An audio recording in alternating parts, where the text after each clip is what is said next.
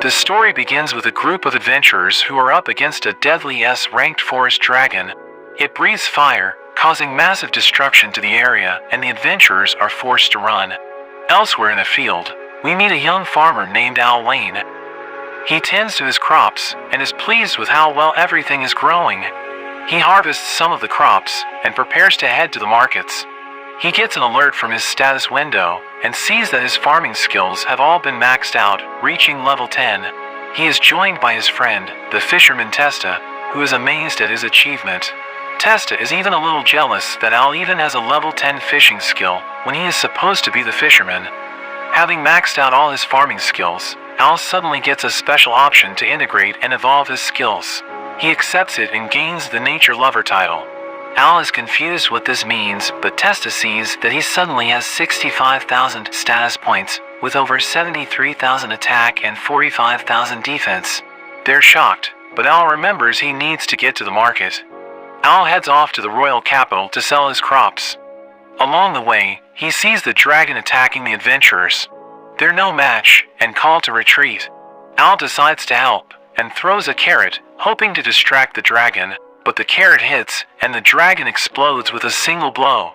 The adventurers are left shocked, confused at what happened, and Al is also surprised by his new strength. He quickly heads on his way, and the adventurers only see his trail. Al makes it to the royal capital Magees, but while he is at the gate, there's a girl that's being kidnapped. The hooded man comes charging through, but Al jumps forward and saves the girl. The hooded man attacks Al with a knife, but Al easily disarms and defeats him. The man is arrested and the girl thanks him for saving her. They hear a bell, and Al quickly rushes off, not wanting to be late. The girl asks for his name, but Al just quickly speeds off. He makes it to the market and delivers his crops. As he goes to leave the city, he gets stopped by the guards. Al thinks he might be in trouble, but the girl he saved appears and introduces herself as Phallus, the princess of the capital. Al becomes nervous talking to the princess, but she orders him to just treat her casually. She asks if he would be willing to serve the royal family. He says hell no, but only in his mind. Instead, he carefully tries to decline, saying he can't handle the responsibility. He tries to leave, but Phallus catches him. She tells him that they would pay him well, but Al says he is only interested in being a farmer. Hearing this, Phallus offers to give him a huge field near the capital, that's over 33,000 square meters. Al asks why she is willing to go so far just to recruit him. She tells him it's because he was able to so easily defeat the hooded man, who had a strength of over 500. Al asks what the average strength is, and Phallus explains that the average person has a strength around 50, adventurers are around 130, knights are up to 600, and the legendary hero has 1,000. Phallus asks to see his status, but Al knows he can't show her. The adventurers return and report that the forest dragon was defeated. However, they don't know who did it, only that there was a carriage. Hearing the report, Phallus suspects it was Al, but while they were distracted, Al quickly makes a break for it. Despite this, Phallus remains determined to recruit him. Suddenly a guard tells Phallus she is being called to return to the palace. There is a report that a large swarm of monsters are approaching the capital. All kinds of monsters like orcs, dragons, and golems. They're coming from the Hell Zone, which shocks the king, because the leader of the Hell Zone, the Demon King, was killed by the hero, and they made a peace pact with the demons. We meet Officer Cecil. He suggests that not all demons are happy with the peace pact, especially the first general of the Demon King, Romeo Van Dead. He suspects that they found out that the hero passed away and now wants revenge for the death of the Demon King. He advises that the king leave the capital for his own safety. The king doesn't want to abandon his people, but all his soldiers beg him to survive. Al finally makes it back home, accidentally destroying his door with his new strength. He is exhausted from his day, and Testa suddenly comes knocking on his door. Testa tells him they need to evacuate because an army of monsters is nearby. Al suddenly thinks of his crops and rushes to his field. He is relieved to see his crops are okay. The army of monsters passes by, and Al realizes they are heading straight for the capital. He doesn't want to get involved because he is just a farmer, but then realizes that if the capital falls, he will have nowhere to sell his crops. Meanwhile, the king and princess have escaped from the capital, but they come to a dead end. The king is suddenly attacked with a blast of energy. Cecil transforms, and reveals he is actually the demon General Romeo. He had been deceiving them from the very beginning. He reveals his plan to pose as the king, using his transformation magic, and rule the kingdom without the people knowing. But first he must kill the king. He attacks with his dark magic, but the king creates a barrier. The barriers begin to break as the king struggles to maintain it. Phallus helps to reinforce the barrier, but Romeo unleashes a second attack. The barriers break, and the king can no longer maintain the barrier. By herself, Phallus cannot defend against the attack, and the rest of the barriers are destroyed. Romeo goes to finish them off with his over-darkness skill, but Al suddenly appears and stops the attack. He uses his plowing skill and shatters the ground, disrupting the army of monsters. Romeo is curious who he is, but Al just says he is an ordinary farmer. Romeo jumps behind him, but Al is able to catch his blade and throw him away. Romeo is impressed and decides to go all out. He absorbs the power from the nearby monsters and transforms to his true form. Looking at his status, Phallus sees that he is level 78 with over 5,000 strength. She tells Al to run away. Romeo unleashes his power and charges at Al, but Al counters with his own punch, and Romeo is defeated. The monsters are shocked Al won with a single punch and all quickly run away. They return to the palace and the king thanks him for defeating Romeo and saving their lives. But Al just says he did it because he wanted to protect his crops. The king asks him to serve the country, but Al declines, saying he only wants to be a farmer. The king offers to make him a commander or any title he desires, but Al remains determined to just be a farmer.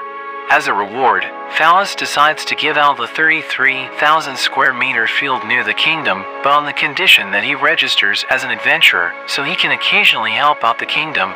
Al agrees with this deal, but when he goes to check out the field, he finds it is complete wasteland, realizing he had been tricked by Phallus. The next day, Al explores the capital with Phallus, and he is amazed by all the different foods. Al asks her how she can just walk around the capital, but she tells him she has a maid acting as her substitute at the palace, and she uses a magical hairpin that stops people from recognizing her. Phallus takes Al to the Adventurers Guild, and they are immediately greeted by the guildmaster, who has heard the rumors of Al's strength. He takes Al over to the reception desk, where they meet the secretary named Helen. Suddenly, Al's stomach growls loudly, so they first get him some food. Helen makes him a delicious pie, and they continue with the interview. She asks Al why he wants to become an adventurer, but Al explains he is only registering because of his deal with Phallus. Suddenly the adventurers from the previous day appear, thanking him for defeating the S-ranked dragon. Everyone in the guild is amazed, and Al becomes embarrassed. The adventurers introduce themselves as Jake, Luke, and Lamia. They wish him luck and tell him they should go hunting together. Al sighs as he imagines being dragged away from his farming. Al mentions to Helen he wants to try doing a quest, but she explains that adventurers are ranked from F rank all the way up to double S rank. Because he is a new adventurer, he can only take on easy quests to begin with. She suggests starting off with a quest to collect 10 herbs from the Grim Forest. Helen tells him he should get some equipment because there might be monsters, but Al says he's too poor to afford any. Hearing this, Helen gives him her old cloak, enhanced with magical defenses. Al is reluctant to accept it, but Helen insists and helps him put it on. Helen becomes dazzled, seeing him in the cloak, as he seems to remind her of a certain someone. She wishes him luck, but Al can only think about his farming life. Al heads out to the forest and collects the herbs. While he is collecting, he comes across a peculiar black scale. He wonders what monster could have dropped it, but suddenly gets approached by a female orc. It pounces on him, wanting to breed with him, but Jake appears and saves him. The orc is defeated and Al thanks him for his help. He asks if they know more about the black scale. Jake has heard rumors of a black dragon, but doesn't believe it because black dragons dwell in the highlands and not the forest. Lamia suggests he can sell it for a decent amount of money. Suddenly, there is a tremendous aura that overwhelms them. They're frozen in fear as a black dragon emerges. The dragon is covered in darkness and walks right past them. Al is terrified, but manages to take a look at its status, only to be shocked at its monstrous stats. There is a girl that's running away, but gets caught, and Helen wakes up from her nightmare. The next day, her mother notices that she doesn't look too well. Helen tells her that she is experiencing memory loss, unable to remember what she did after work the previous day. Her mother suggests that she is overworking and should have some time off. Al returns to the guild and has an urgent report. They meet with the guild master and report their encounter with the black dragon. According to Al, it has a strength of over 230,000. Judging by its appearance, they suspect it to be the evil dragon Ouroboros. They are shocked to hear this, especially Helen. Al shows them the scale he found, and Helen is horrified seeing it. She has a memory of her brother running away and being killed by the dragon. It's too much for her, and she faints. Al waits, worried about Helen, but her mother tells him that she is going to be okay. She recognizes the cloak that Al is wearing and explains that she is actually Helen's foster mother. 15 years ago she found Helen by the lake with the cloak. She remembered her name but lost all her other memories. She suspects Helen might have a connection to Ouroboros. Hearing this, Al is determined to help out. He heads to the library to learn more, but fails to find any clues. He decides to look into the reports from 15 years ago, back when Helen was first found.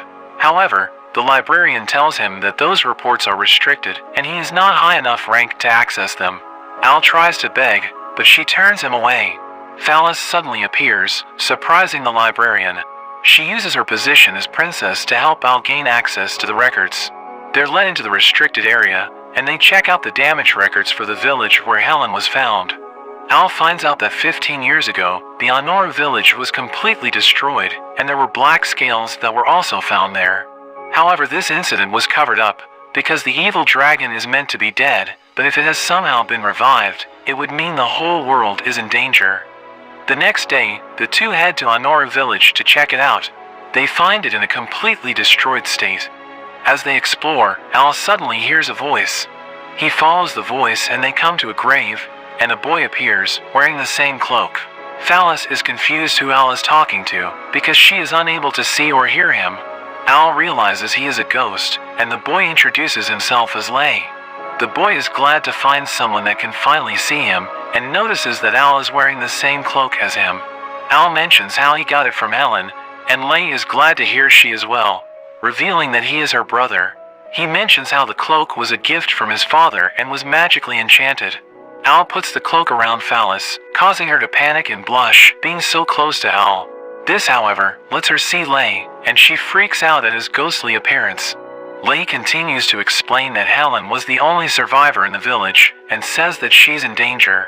There's a flashback to 15 years ago. Helen calls Lay for lunch, while he is training with a sword, but trips and falls over. Helen worries for him, but Lay wants to become a warrior. Suddenly, dark clouds roll in, and fire rains from the sky. They rush back to the village, only to find it burning and destroyed. The black dragon lands, giving off a terrifying roar. A young child stands up to it, throwing a rock at it. The dragon can speak, and finds it outrageous that the boy can stand up to him. The dragon feeds off of their fear, and destroys anyone who has hope. It opens its mouth, gathering dark energy, as the boy becomes terrified. Helen and Lay watch from a distance, but know that they are powerless to do anything. They decide that their only option is to run, so they quickly leave the village. But as they run, the dragon flies overhead and finds them. They quickly run the other way, but the dragon flies after them, breathing fire. The dragon enjoys seeing them run in terror. Helen becomes exhausted and falls over. She tells Lay to go on without her, and the dragon lands behind her. The dragon prepares to devour her soul, but it gets hit in the eye as Lay throws his sword. He tells Helen to run, but the sword falls, and its eye is instantly regenerated. But the dragon turns its attention to Lay, deciding to eat him first. It lunges at Lay, and impales him with its teeth. Helen rushes to her brother, and the dragon delights in her despair as it makes him stronger. The dragon decides to let Helen live, but swears to return after 15 years to destroy her home again, causing her even more emotional damage, and then feast on her soul. Lay swears to protect Helen even in death, and hearing this, the dragon decides to bind his soul to the area so he can witness her grim fate. After that, the dragon disappears, and Lay fades away. Back in the present, Lay explains that the dragon always leaves one survivor so they can spread the story and create even more fear. And when it awakens, it will hunt down that person and repeat the cycle. Lay begs for Al to help protect Helen, but he says that the dragon is too strong. But Lay mentions how the dragon only ate his soul when he became despaired. He believes that they can use the power, opposite of despair, to diminish the dragon's power. Lay asks Al to help him pass a message on to his sister, and Al quickly heads off, carrying Phallus as he runs. They are in a hurry because today is exactly 15 years after the dragon's previous attack. Phallus gets embarrassed, getting carried like a sack, and asks Al to carry her in his arms. But he says that this is the fastest way to run that he learned as a farmer. They make it back to the city, and fortunately the dragon has not appeared yet. Phallus calls Al a monster for treating her in such a way, but is also amazed by his immense stamina. The two go their separate ways, as Al goes to find Helen, and Phallus prepares the guards. Back at the guild, Helen's mother goes to check up on her, but finds that she's missing from her room. Helen walks alone in the forest, and soon the black dragon appears before her. It greets her after 15 years, and Helen's lost memories begin to return. She remembers that it was her fault that her brother died. The dragon reminds her how her brother would have gotten away if not for her. It says that because of her, all the people in the city will soon die. Helen begs for it not to attack the city, even offering her own life. But the dragon has no intention of letting anyone live. Helen despairs and prepares to end her life, but Al makes it to her just in time and stops her. Helen comes to her senses, but the dragon attacks Al, knocking him away. Al manages to survive, thanks to his cloak's protection. The dragon is shocked a human could survive his attack, but Al says he's not just a human, he's a farmer. Helen tells him to run away, but Al charges at the dragon, punching it in its face. Al tells Helen not to worry, and the dragon is surprised a human was able to hurt him. The dragon wants to see Al fall into despair, and the two begin to fight. The dragon charges at him, attacking with its claw, and Al struggles to defend himself. Al lands another punch, but the dragon unleashes its devastating flame onto him. Al is knocked away, and Helen tells him to leave her, not wanting any more people to die because of her. But Al tells her that it's not her fault. He tells her how he met her brother. Her brother knew she would blame herself when she regained her memories, so he told Al to tell her that he doesn't blame her for his death. He's proud that he protected his sister, and tells her to live happily for the both of them. Al gives her hope, and the dragon's power begins to diminish. The dragon curses at Al and dives at them, but Al is able to overcome the weakened dragon, defeating it with a punch. Al is finally able to relax, but just as he defeated the dragon, he suddenly gets stabbed by Helen. Al is confused and tries to grab a potion, but struggles and drops it. Helen attacks him again, and Al barely dodges. Al tries to ask her what's going on, but Helen charges to finish him off. But suddenly a wing gets in the way. The holy dragon, Mirage, appears and reveals that Helen is being possessed by the evil dragon. The holy dragon heals Al and lends him his powers, but ends up collapsing as a result. He tells Al that he has given him the power to purify the black dragon and save Helen. The evil dragon laughs, thinking Al wouldn't risk hurting Helen's body, but Al instantly punches him. The dragon is shocked, and Al can see in Helen's eyes that she wants him to stop her. Helen seems to return to herself, but as Al helps her up, she grabs him, and the evil dragon's soul bursts out and dives into Al, trying to possess him. He declares his victory, but there is a problem. Inside Al's heart, there is only farming. He is shocked that there is nothing besides growing and harvesting crops. There is nothing he is able to corrupt, and he is rejected from Al's body. The holy dragon gets back up and uses his power to purify Alan. The evil dragon's soul is shattered, and the holy dragon thanks Al for his help. The beam of light fades, with Al and Helen left unconscious. When Al wakes up, he finds himself at the guild. Phallus hugs him, happy he is okay. Al asks what happened to the dragons, and Helen tells him that Ouroboros was purified, and the holy dragon also disappeared. Al asks if Helen is okay after being possessed.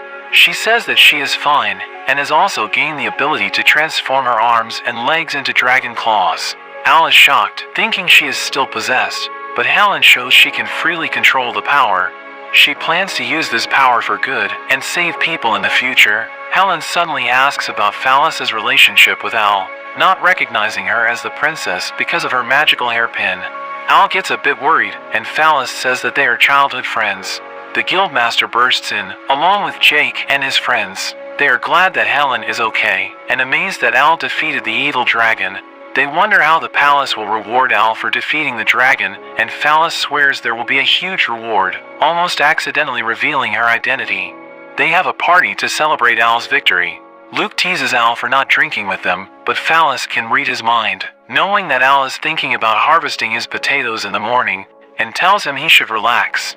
Helen shows off her new power to everyone, and they enjoy their night. The next morning, Testa helps Al with his harvest. He is amazed that Al can manage 2 separate farms. Suddenly Rix the mailman comes running by and delivers a letter to Al. It's a letter from his father, telling him they haven't seen him in a while and should visit them. Al is conflicted because he is busy with too many quests from the guild. Back in the capital, Al walks by a tomato stand. He is amazed by its shape and color. When he takes a bite, he is shocked, finding it to be delicious. He demands to know who produced it and learns that they are from a farm from a town called Lalugas. The shopkeeper tells him their secret is that they use a special fertilizer. Al dashes off, arriving at the guild. He tells Helen he needs to take time off from the guild, which causes her to panic. But Al says he needs to go to Lalugas to visit his family and check out those tomatoes. He asks if some other adventurers could cover for his quests, and Helen tells him that she can cover for him, revealing that she has also become an adventurer thanks to her powers. Outside the guild, he runs into Phallus. She wants to accompany Al on a quest, but he tells her about his plan to visit his parents. She gets excited and decides to tag along, wanting to meet and thank his parents. Al fails to deter her and just quickly runs away.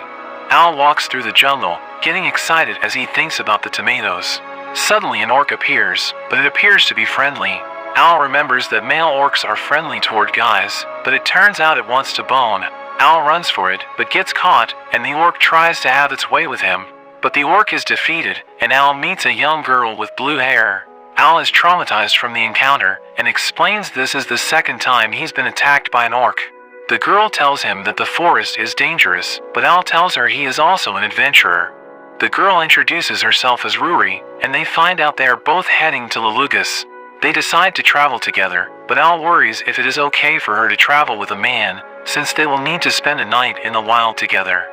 Ruri jokes about cutting off his head if he tries anything, but says she is not worried because she isn't cute, but Al says that she is cute, and she is flattered. They continue on their way, and suddenly they sense danger.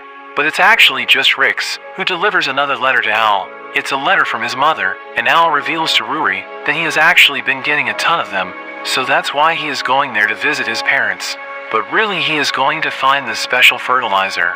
He then goes on to rant about tomatoes, and Ruri gets a headache. Al asks Ruri about her family, wondering if they were worried about her being an adventurer all alone, but Ruri says no one will worry about her. Ruri changes the subject and decides they should set up camp. She pulls a tent out of her bag, and Al is amazed she can fit so much into such a small bag. Al wants to know more about the bag, and Ruri tells him it is an heirloom left by her ancestor. Al wonders who her ancestor is, but suddenly his stomach growls and they stop to make some food.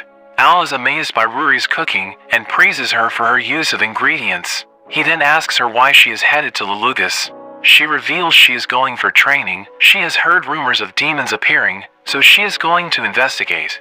Al wonders why she is doing something so dangerous, and she reveals she is actually the descendant of the great hero that killed the Demon King. Al is amazed to learn this, but is still worried for her, because she is a girl doing this all alone.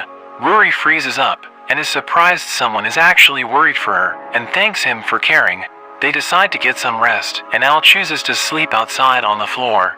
Ruri tells him to share her tent, saying she trusts him, but Al thinks it's inappropriate. Ruri mentions there might be more orcs, and Al quickly changes his mind. Al is surprised that Ruri has 2 sets of sheets. She tells him that it's her dream to have a friend chat with her until they fall asleep. Al decides to help fulfill her dream, but she ends up falling asleep right away. In her sleep, Ruri attacks Al, and he has a troubling night. In the morning, they reach Lalugas, and Ruri wonders how Al became injured. Al plays it off, and they enter the town.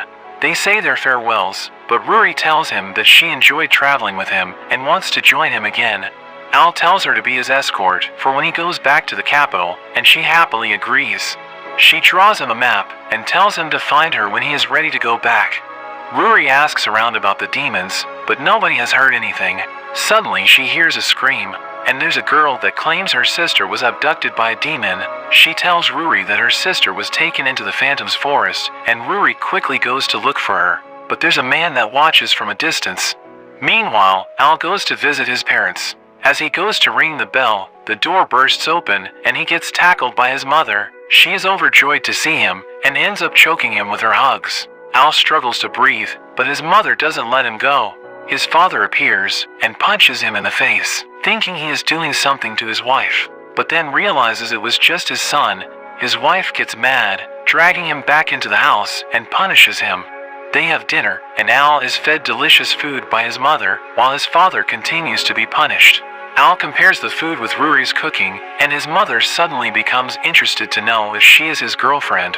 His father tells him he should get married and have babies, but his wife breaks his back, saying Al is too young for that. Al explains that Rory was someone he just met, and his mother apologizes for jumping to conclusions. Later, Al's father asks him about his business, and Al tells him he is there for the fertilizer. His father points out on his map where he can find it, but then asks Al about the marked location. Al tells him it's the hotel where Rory is staying, but his father doesn't remember there being a hotel at that spot. Al then goes on to ask his father about the demons, but he hasn't heard anything about that. His father tells him it's time for bed, and Al quickly steals his father's bed, saying that he can't go back to his own room because his mother is waiting there. The next day, Al picks up the fertilizer and decides to go visit Rory, but Al suddenly hears screaming and he runs into the crowd. The man says he was attacked by a demon, but says he got away thanks to a girl with blue hair. Al asks for the location and quickly runs off to find Rory. The man gets back up, and with a snap of his finger, the crowd and hotel are revealed to be an illusion. Al runs through the forest looking for Rory, but finds the girl Rory had met before getting attacked by a demon. Al easily destroys the demon, and as the girl thanks him, she also turns into a demon and attacks him. But Rory suddenly appears and saves him. She tells him that the forest is filled with these demons, but that's when the man from earlier appears, introducing himself as Loki, and revealing himself to be a demon. He is amused at how Rory was so easily tricked, when no one in the town has seen any demons, calling her unworthy of being the hero.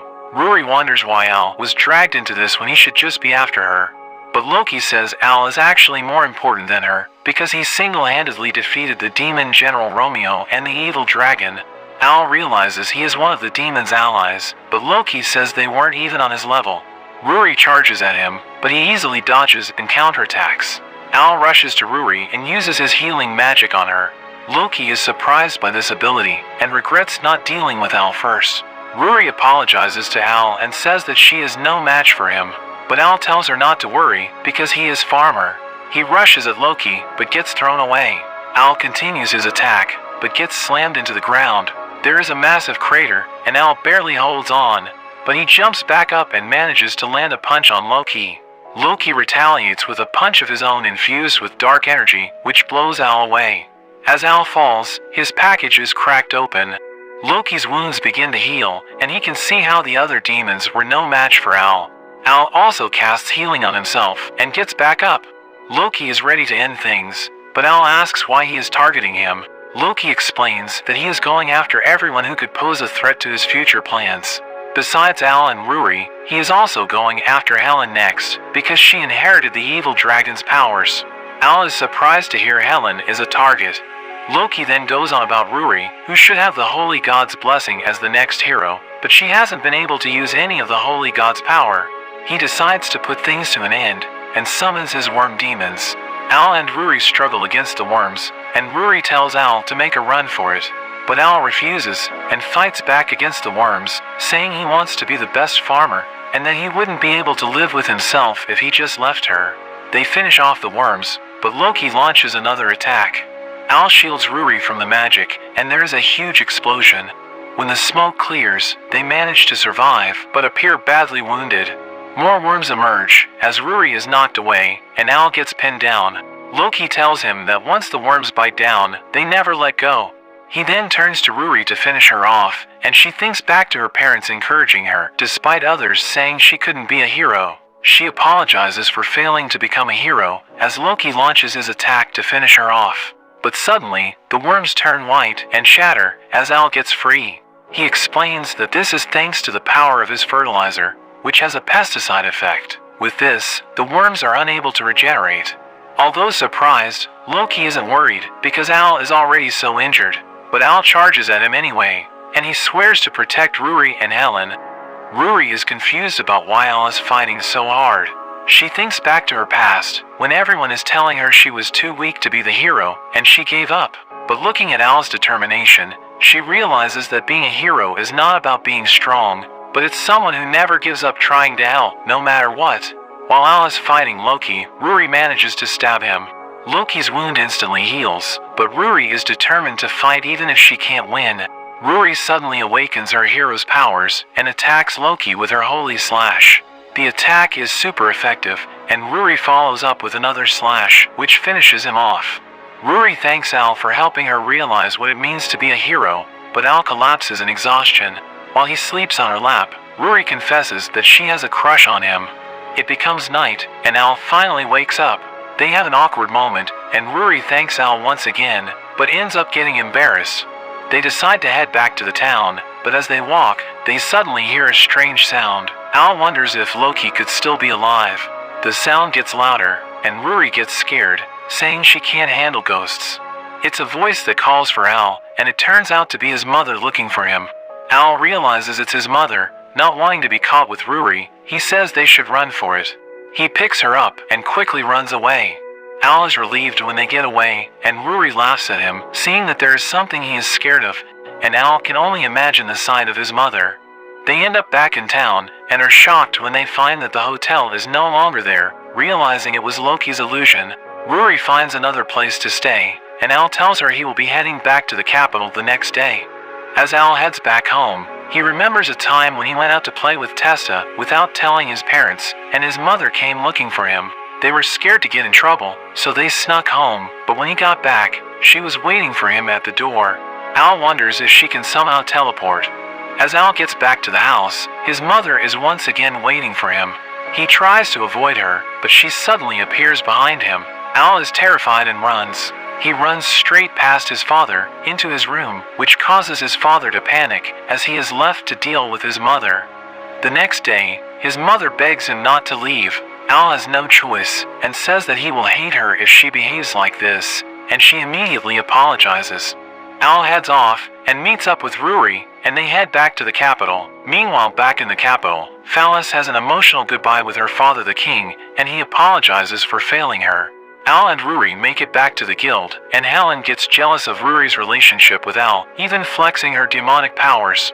The next day in the fields, a boy is picking some of the fruits, but Al catches him. Ruri and Helen arrive to help Al on the farm, but Al is losing it at the boy.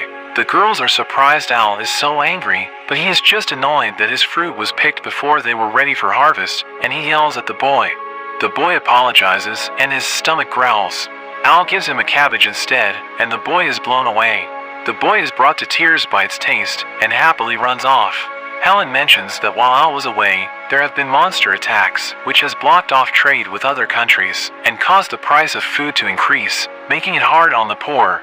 They suddenly hear a bell, signaling a monster attack, and they quickly head over to help out.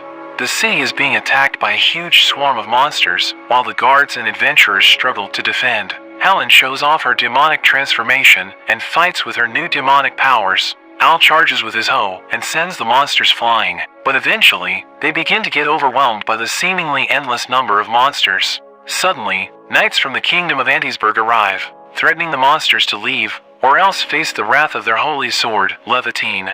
The monsters all back away and retreat, while Al is surprised there is a sword that can repel monsters. Later that night, Al polishes his trusty hoe, and Phallus visits to say goodbye. Al is confused about what she means, and she tells him that she will not be returning. Their meeting is cut short, as her maid tells her it's time to go. She thanks him for everything, and Al is left feeling confused. A few days later, the monsters have stopped attacking, and things are back to normal. Al is visited by the young boy and his mother. The mother apologizes for her son, and tells Al that, if he ever needs a tailor, he can visit her in town.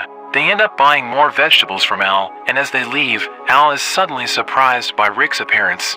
Al gets another letter from his mother, and Rick also gives him a copy of the paper, which shocks him as he reads it.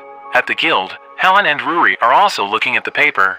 They learn that Phallus is getting married to the Prince of Antisburg. Helen wonders if it's a political marriage to get Antisburg to protect their country. Ruri finds it strange how the monsters retreated from the knights, because monsters aren't supposed to be able to understand human words. Al suddenly arrives, and tells them to read his letter. It's filled with his mother saying she loves him, and Al gets embarrassed and rips it up. He hands them another page, and the girls read his mother's report on the monster attacks. She had heard of the attacks, and did her own investigation to make sure Al was safe, but she ended up finding out that the Holy Sword of Antisburg is just a regular sword without any special powers. The girls are shocked at how she could know this, but Al tells them to keep reading. They learn his mother was able to figure this out because she used to be the commander of the Shadow Puppets. They are suddenly shocked to hear the Shadow Puppets, but Al is clueless of what that means. They tell him that the Shadow Puppets are the most elite group of spies, able to discover any secret. Al is shocked to hear this about his mother, and they continue to read on. It turns out the monsters were being summoned by a demon in Antisburg, but his beloved was taken, and he was forced to send the monsters to attack. They come to the conclusion that Antisburg sent the monsters to attack, so they could pose as protectors and demand the marriage of Princess Phallus. Al is determined to save the princess, but this actually surprises the girls, because Phallus had always used her disguise magic when they were together. Al quickly corrects himself, saying that as citizens, it is their duty to save the princess, and manages to win them over. Helen tells him it would be hard to get into Antisburg, but Al reveals he has recruited Rix as their guide. Meanwhile, in the kingdom of Antisburg, we meet the prince, Netellus, as he meets with various leaders who want his protection from the monster attacks. He says that there is only so much he can do with one holy sword, and they all try to offer him exceptional deals for his protection.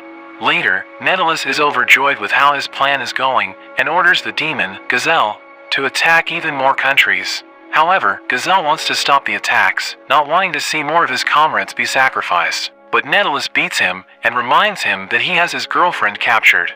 Phallus suddenly comes in, and tells him he can't treat his servants like that. A guard comes in and reports that there is a delay on the carriage for their ceremony, and the prince loses it. But realizing that Phallus is watching, he tries to compose himself, and tells her he is looking forward to their ceremony. Phallus returns to her room, and wishes she could see Al again, but Netellus is outside, and wonders who she is thinking about. The next day, Al visits the tailor to pick up some outfits, and promises to bring them more vegetables. Al joins up with the others, and Rix tells them the plan. He tells them to pose as merchants for the ceremony, to get in and find the hostage, while he will gather monsters so they can expose Prince Netellus's holy sword as a fake. Helen is confused how he can gather monsters, and Rix reveals he is actually a demon. They're all shocked, and Rix explains he is also a member of the Shadow Puppets, and was taken in by Al's mother when he was young. He reveals that there are quite a number of demons that blend in with humans, and apparently the demon being threatened fell in love with a human girl but ended up in the hands of the prince. Al swears they will save everyone, and they commence their mission. They arrive at Antisburg, and successfully make it past the gates. Al is confident with their disguise, posing as farmers, but the girls are not very impressed. They go over their plan, which is to sneak into the castle and rescue Gazelle's sweetheart, and then take her to the church, so they can get Gazelle to confess that the Holy Sword's power is fake. As Al heads to the castle, he is instantly stopped by a guard. He says he is delivering vegetables to the castle, thinking his plan is foolproof, but the guard finds him suspicious, and they end up getting chased by all the guards. Helen tells Al to go on ahead, and throws him into the castle. Al happens to land exactly in the right room, and tells the girl to come with him so they can save Gazelle. The guards come running in, but Al uses his vegetables, and handles the guards. The girl is chained down and can't run, so Al ends up carrying her while he runs from the guards. Al ends up meeting up with the other two, but they have to quickly run, as they are getting chased by all the guards. They see the church, and the girls tell Al to save Phallus while they handle the guards. Inside the church, the ceremony is underway, and Phallus says, "I do." And as they go in for the kiss, Netellus is suddenly hit by the door as Al bursts in. Phallus is overjoyed to see him, but Netellus says that Al is a villain, here to capture the princess. Al then tells everyone that the prince is the villain, and his holy sword is a fake. Netellus asks if he has any proof, and even the king tells Al that he has seen the sword's power. But Al says he has proof, and a guard suddenly reports that the kingdom is under attack by monsters. We see Rix, as he summons the monsters to attack. The guests tell Netellus to use the sword, but as he calls for Gazelle, he sees him reunited with his beloved. Rix brings the prince the holy sword, but he hesitates to grab it. Al says it's a fake and throws it at a monster, which destroys it with a single bite. Gazelle then reveals the truth to everyone. He controls the monsters with a demon flute, and says he was blackmailed by the prince to send monsters to attack the other countries. The king asks Nettles for the truth, but he just laughs and says they realized too late, and he has already sent a huge swarm of monsters to attack the capital. Gazelle is confused because he never made such a command, but Nettles says you can lure monsters in by just spreading monster carcasses. Nettles gloats, saying it's already too late, but Ruri and Helen burst in and say that the capital won't fall so easily. After their last battle with the monsters, the guards and adventurers had asked Ruri to retrain them. We see them as they hold their ground against the monsters. The king cries in gratitude, and Al tells Phallus she doesn't need to get married. The guards come rushing in, and Nettles orders them to capture the intruders. But they all throw down their weapons, and Ruri and Helen reveal that the guards switched sides after they explained the prince's evil deeds to them. Nettles is outraged and charges at the king, but he gets stopped by a radish, and Al beats him up. Nettles is taken away, and Phallus jumps on Al, telling him that she loves him. Ruri is confused and jealous of the princess. Al tries to say it's all a misunderstanding, but even the king thanks him and welcomes him into the family. As the king leaves, he is stopped by Rix, who hands him a letter proving that Nettles was just a pawn for someone else, and he warns the king to be careful. After that, they all celebrate at the guild, and the guild master tells Al that everyone has been requesting him for quests, but Al reminds him he just wants to be a farmer. Phallus visits the guild and rewards the adventurers for their help defending the capital. Helen wonders why it feels like she knows the princess, and Al panics. Phallus returns in her disguise, and Al can't handle keeping the secret. Phallus officially meets Ruri and declares that she is the one that will be with Al. Al can't handle them and just leaves to tend to his crops. He harvests his vegetables, but Ruri and Phallus have followed him there. They ask who he likes more, but Al just tries to distract them, talking about his vegetables. Ruri wonders if there is someone else that he likes, and Al says that there is. The girls are shocked to hear this, but Al quickly runs away. Back at his house, Al looks at a photo and reminisces over a girl called Olivia. There is a flashback to 15 years ago, as we see Al's father harvesting potatoes. He becomes shocked when he sees that Al has harvested so many. Al is overjoyed, but his mother gets mad that his father is making him work. Al ends up taking some of the potatoes to give to their neighbors, but suddenly they notice a girl being chased by two men. The girl is a thief, and Al wonders who she is. The neighbors tell him she is an orphan that lives in the mountains, and the men want to sell her off. The girl bites the man and gets free. She runs right past, grabbing the basket of potatoes, and runs off. The girl stuffs herself with the potatoes, but Al finds her. She runs away, but notices that Al has food, and he tells her that the potatoes are better when cooked in a soup. She is scared of him, but Al leaves the soup behind, and she can't resist it. Over the next few days, Al keeps bringing her food, and eventually, she waits for him, and they have a chance to talk. She introduces herself as Olivia, and is amazed that Al grew such delicious food. Al's stomach suddenly growls, and she offers to share the sandwich. But Olivia is suddenly caught by the two men, and they prepare to sell her off. Al says that she has stopped stealing, but the men tell him that they need to recoup their losses. Al begs them to let her go, saying that he will pay back everything she stole. However, the men don't believe him and refuse. But Al's father appears and learns about the situation. He offers the men 3 months' worth of rice as compensation, and they happily accept and leave. Al wonders if they will be okay, but his father gets worried about what his mother will say. He suggests that they will need to cut back on food for the next few months. Olivia returns the potatoes she stole, and Al's father suggests that they could use some extra hands on the farm. Al happily agrees and invites Olivia to live with them on the farm, and she is overjoyed. 2 years later, Olivia helps out on the farm together with Al. She wants to take a break, but Al loves his farming. He tells her to play with the other kids, but she says that she only wants to be with him. Suddenly, Testa comes running, getting chased by some killer bees. But Al's mother easily fights them all off, cutting them into pieces. His mother tells him that they are headed off to the capital to look for a new house. Al thinks it's strange, because their house is just fine, but his parents tell him to look after the farm while they are away. His parents leave, and Al asks Testa why he was getting chased by the bees when there should be none in the area. Testa reveals a map, saying that there is a great treasure in the forest nearby. The forest is usually dangerous, but since all the bees are gone, Testa suggests that they can find the treasure. Al becomes convinced, and Olivia asks to come along, but Al tells her it could be dangerous, and he leaves her behind.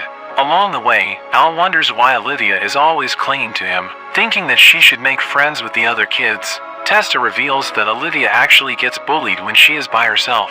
Al is shocked to hear this, and realizes this was the reason why his parents were looking for a new house. The two arrive at the location on the map, and they step on a stone, which opens up the mountain, and they fall inside. They have a look around, and find a tablet that they don't understand. As Al touches it, it begins to glow, and everything goes dark. An enormous beast appears, and Al gets devoured. There is a volcano eruption that rains fire down, and when Al wakes up, he sees Olivia, but he suddenly feels a sharp pain in his chest. Testa comes in, and Al wonders what happened in the forest. They go outside, and find everything destroyed and covered with ash. The bridge out of town is also destroyed, so they have no way of getting help from the capital. Food is being rationed out, but there isn't enough to go around. Al checks the farm for food, but it's all been destroyed. Al suddenly feels the pain once again and falls to the ground, but he still worries about finding food for Olivia. Later that night, Olivia sneaks into the elder's tent to steal food, but she remembers Al begging for her second chance and telling her that he loves seeing people enjoy his vegetables, so she manages to stop herself. The next day, Olivia combines their food and gives it all to Al. Al asks why there is more food than normal, and she lies to him, telling him that aid arrived from the capital. Al is glad, and Olivia says she can't wait to eat the food that he will grow. In the following days, Olivia keeps giving Al her food, and eventually, she passes out while thinking of him. Al wonders where Olivia has gone, and Testa rushes in and tells Al that they found Olivia's body. Testa tells him that she's starved, but Al is confused, thinking that they got aid from the capital. Testa tells him that they haven't even heard from the capital, and Al realizes what Olivia did for him. Al cries for her and blames himself for her death. Al remembers his promise to grow vegetables for her, and he gets back to work. One day, after one-shotting a dragon, Al comes across an unconscious girl lying on the ground, and he ends up taking her back to his house. When Al wakes up, he sees the girl is up, and she asks how she got here, and wonders if he kidnapped her. Al tries to explain that he isn't sus, and was just worried when he found her. The girl explains she was on her way to the guild to issue a quest, and Al offers to take her. Al introduces himself, and the girl reveals her name is Linnea. Later, Rory comes to visit, but sees Linnea, and becomes flustered. Seeing her wearing Al's clothes, Rory misunderstands, and runs away crying, and calling him a jerk. They end up at the guild, where Helen listens to Linnea's request. She says there is something strange going on in her town, but finds it hard to explain. Helen thinks the request is too vague, but Al ends up accepting the quest. When Linnea reveals she is from Gallia town, Al is shocked. He loses it because Gallia is known for having the best asparagus in the world, and he can't wait to go there. They prepare to head off, but Linnea is confused why Al is being so nice to her. She thinks he must have an ulterior motive, because her father taught her that men are like wolves. Al tries to assure her, and although she still thinks he is a bit sus, she decides to trust him. Meanwhile, Rory is watching and gets jealous. They get a ride to Gallia, but along the way, an orc chases after them.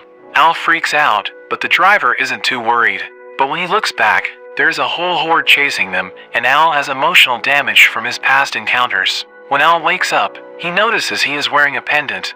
Linnea tells him it's a pendant that helps with soothing the nerves. They make it to the town, and when they pass through, Al finds it strange that the guards are holding mops. In the market, Al sees a stall and quickly orders an asparagus skewer.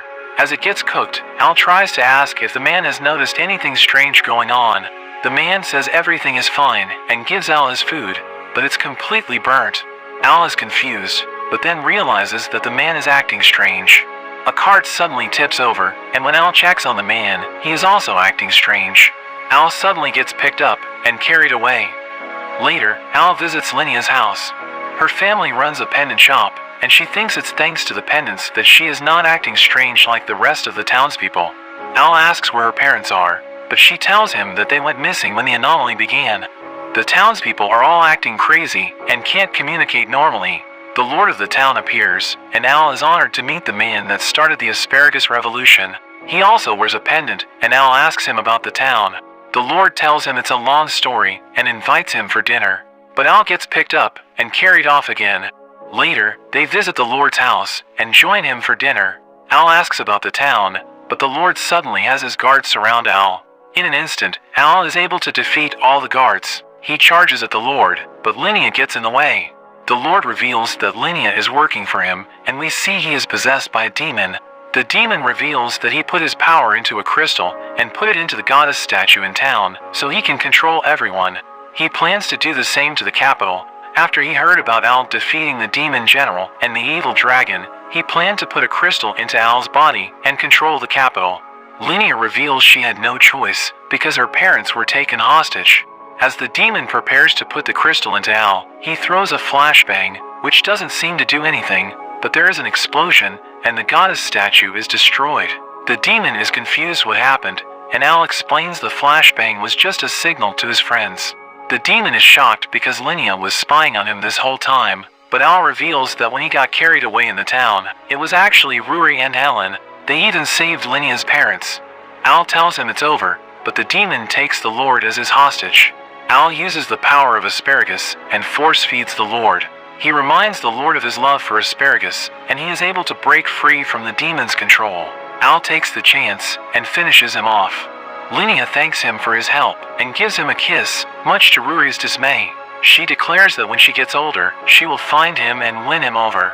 Al is left stunned, and he heads back to the capital. After that, Al goes back to tending to his field, with Rory, Helen and Phallus all helping him out. Phallus notices the pendants that Helen and Rory both got, and gets jealous. She wants to confess to Al again, but Rory reminds her they want to give Al some space. Suddenly they hear Al screaming. He is devastated to find that some weeds have grown among his crops.